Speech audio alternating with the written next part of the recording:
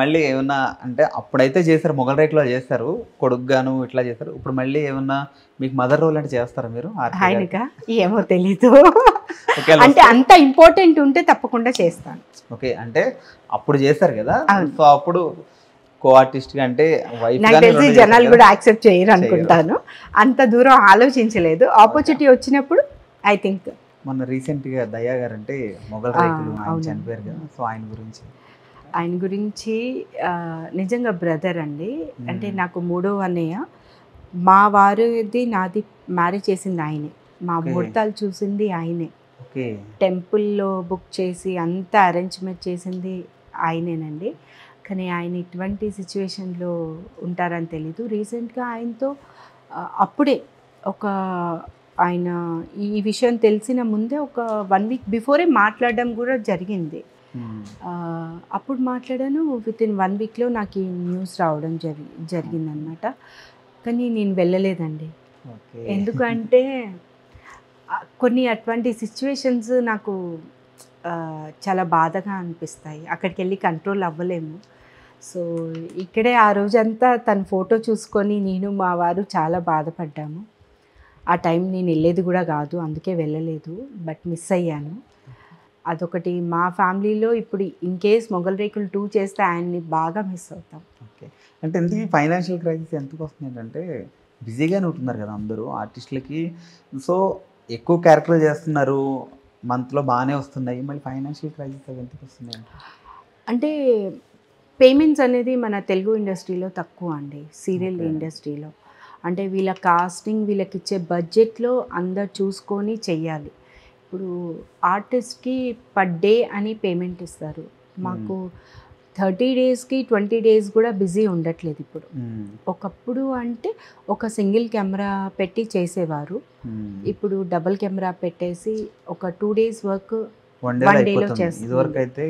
ఎందుకంటే వాళ్ళకి ఇచ్చే బడ్జెట్లో ఇంతమంది ఆర్టిస్టులు, ఇంతమంది టెక్నీషియన్స్ చేయాలంటే వాళ్ళ బడ్జెట్ కూడా సరిపోవాలి కదా. ఇప్పుడు ఇది మన ఇంటర్నేషనల్ ప్రాజెక్ట్ కాదు, ఓన్లీ మన కొన్ని స్టేట్స్ మాత్రం, కొన్ని కంట్రీస్లోనే వస్తుంది.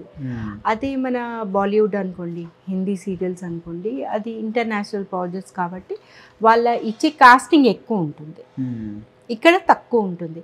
ఆ ప్రకారం ఆర్టిస్ట్లకు వచ్చే దాంట్లో కాస్ట్యూమ్స్ వెళ్ళాలి, వాళ్ళ మెయింటెనెన్స్ వెళ్ళాలి, జిఎస్టీ ట్యాక్స్ కట్ అవుతుంది. ఇదంతా పోగా ఒక ఎగ్జాంపుల్ 10,000 అనుకోండి.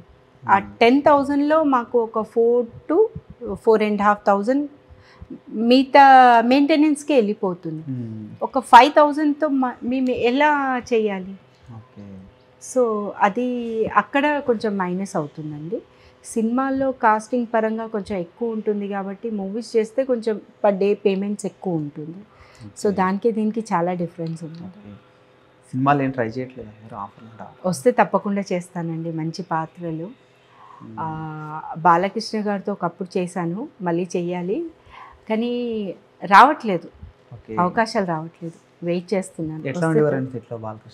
ఆయనతో నేను అప్పుడు నాకు సినిమా కానివ్వండి, హైదరాబాద్లో ఒక సినిమా ఇండస్ట్రీ అంటేనే కొత్త.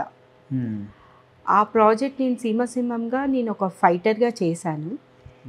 ఆ ఫైటర్లో ఎలా అవుతుంది అని అంటే షార్ట్ వేసుకోవాలి అండ్ మినీ టాప్ వేసుకోవాలి. నాకు ఊరు నుంచి సిటీకి రావడం కొత్త, నేను ఆ కాస్ట్యూమ్ వేసుకోనని చెప్పాను.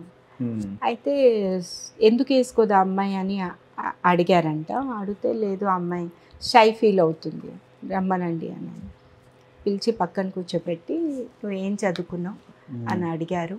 చెప్పాను, స్పోర్ట్స్ కదా నీది, షావ్లింగ్ కుంఫు నేర్చుకున్నావు, స్పోర్ట్స్లో ఎలా ఉంటాయి కాస్ట్యూమ్స్ అడిగారు. షార్ట్ అండ్ టీషర్ట్ అన్నాను. సేమ్ కదమ్మా. ఏంటంటే అక్కడ మనకి మన ప్రొఫెషనల్ త్రూ మనము ఏం చేయాలో చేస్తాము. ఇక్కడ నువ్వు నలుగురు కొత్త వాళ్ళు ఉన్నారని నువ్వు భయపడుతున్నావు, అదేం పెట్టుకోకు, రిలాక్స్గా ఉండు, నువ్వు అక్కడ ఎలా చేసావు ఇక్కడ అలానే చేయని ధైర్యం ఇచ్చారు, మంచిగా మాట్లాడారు. ఆ తర్వాత నేను మళ్ళీ సినిమా ఇండస్ట్రీ వెళ్ళలేదు, కానీ నాకు కూడా మూవీస్ గురించి వెయిట్ చేస్తున్నాను. తర్వాత ఇంకా కలవలేదు అప్పటి నుంచి? లేదండి, లేదు. అంటే ఇప్పుడు పవన్ కళ్యాణ్ గారి గురించి వెళ్ళారట, మరి బాలయ్య గారి గురించి కూడా ఏమో మేబీ తెలీదు, రావచ్చు. కలవాలి. ఒకసారి అయితే పర్సనల్గా వెళ్ళి కలుద్దామని వెయిట్ చేస్తున్నాను. ఓకే. ఒకసారి వెళ్ళి అయితే కలుస్తాను. అంటే మంజుల గారు వాళ్ళు టచ్లో ఉన్నారా మీకు? అప్పుడప్పుడు ఫోన్ చేస్తారు. Okay. అండ్ బర్త్డే విషెస్కి దానికి దీనికి మెసేజెస్ పెడతాం. అంటే నెక్స్ట్ ప్రాజెక్ట్ ఎప్పుడు చేద్దాం మేడం అని అడుగుతుంటారా మీరు? లేదండి, సరదాగా వాళ్ళ అడుగుతారా? ప్రాజెక్ట్ జమ్నీలో రన్ అవుతుంది, హంసగీతం. ఓకే. దాన్ని అడిగారు కానీ అప్పుడు ఆ టైంలో నేను బిజీ ఉన్నాను, Hmm. సో చేయలేకపోయాను. ఓకే.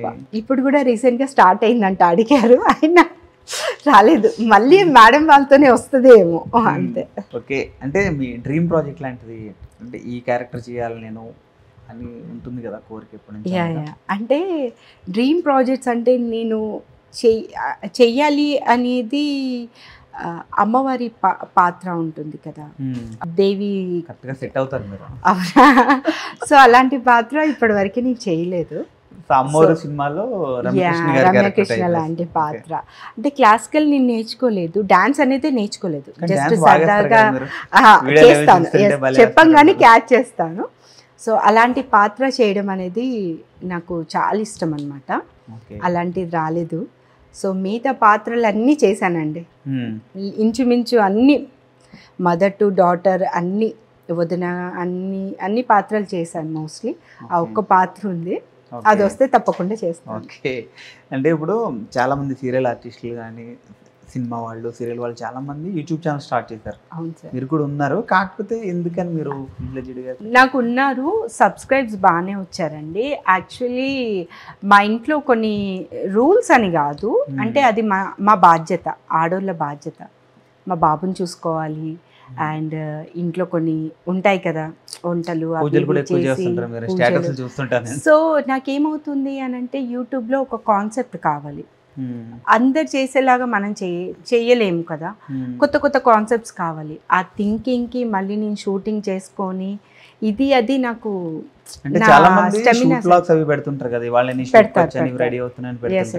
సో అంత స్టెమినా నాకు లేదు.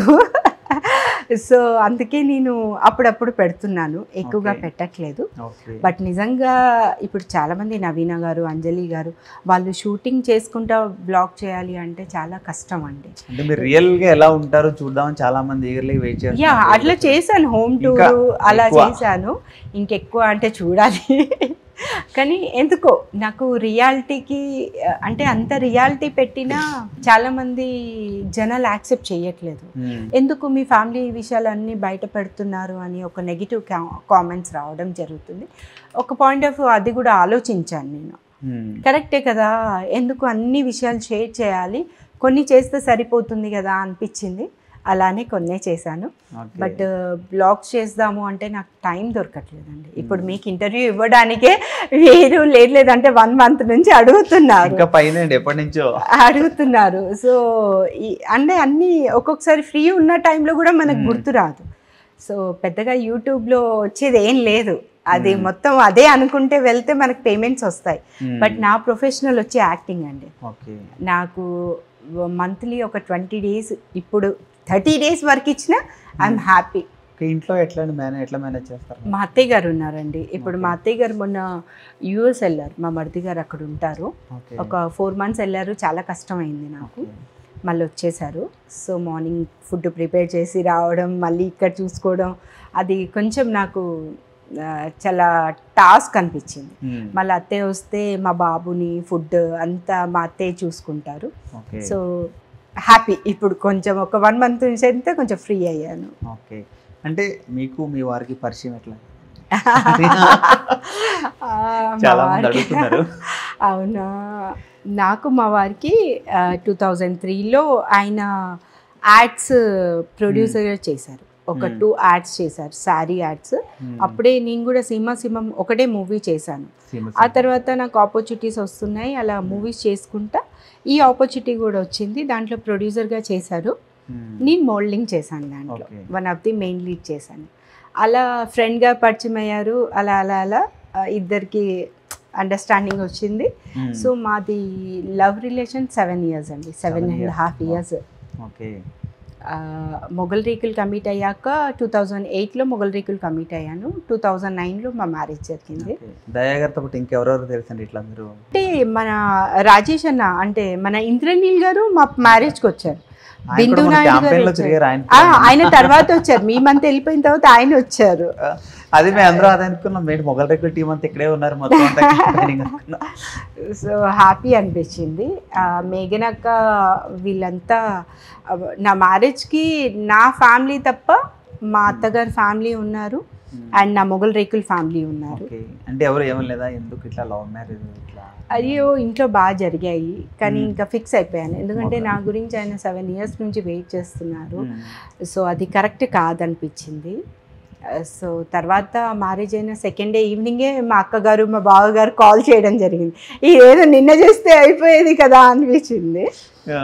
కానీ తర్వాత కలిసిపోయాము. ఇంకా రొటీన్ లైఫ్ ఇంకా నార్మల్. అంటే మీ లైఫ్ ఒక 13 years వెనక్కి వెళ్తే మొగల్ రేకుల దగ్గరికి వెళ్తే, సో మీరు ఇండస్ట్రీకి రావడం కరెక్ట్ అనుకుంటున్నారా, లేకపోతే అప్పుడు వస్తే వేరే ఏ ప్రొఫెషన్కి వెళ్ళేవారు ఒకవేళ ఇండస్ట్రీకి రాకపోయింటే?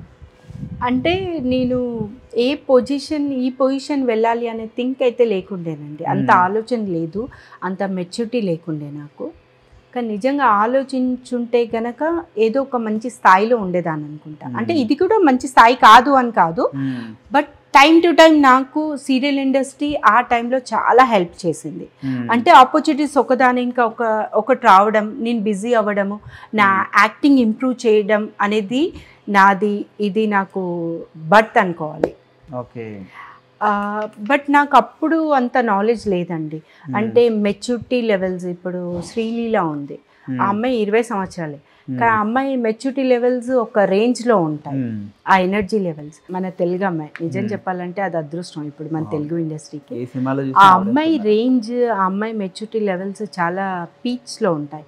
ఆ టైంలో నాకు అట్లా లేదు. ఎందుకంటే ఆ జనరేషన్ ఈ జనరేషన్ చాలా గ్యాప్ ఉంది.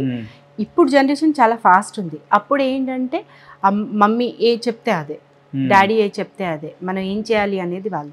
కానీ ఇండస్ట్రీకి రావాలి అనేది కూడా బీ ప్లాన్డ్ కాదు, అదొక సిచ్యువేషన్లో వచ్చేయడం జరిగింది.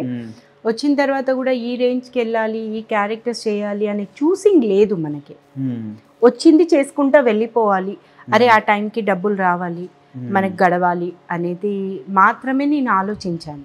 కానీ ఇక్కడికి వెళ్ళాలి అనే అప్పుడు ఆ స్టేజ్ దాటిపోయింది. ఇప్పుడు మూవీస్లో నేను ట్రై చేయాలి అనే రేజ్ దాటిపోయింది. అప్పుడు ఇంకా సీరియల్సే నాకు ఆప్షన్ ఉండే. చలో బిజీ ఉన్నాను, చాలా నాకు 25 to 30 days అనే ఆప్షన్లోనే నేను సీరియల్స్ చేసుకుంటూ వెళ్ళాను. కానీ నిజంగా ఈ థింక్ అప్పుడు ఉండుంటే గనక ఒక సినిమాలో మంచి ఒక పాత్రలో ఒక మంచి పేరు తెచ్చుకునేదాన్ని అనిపించింది.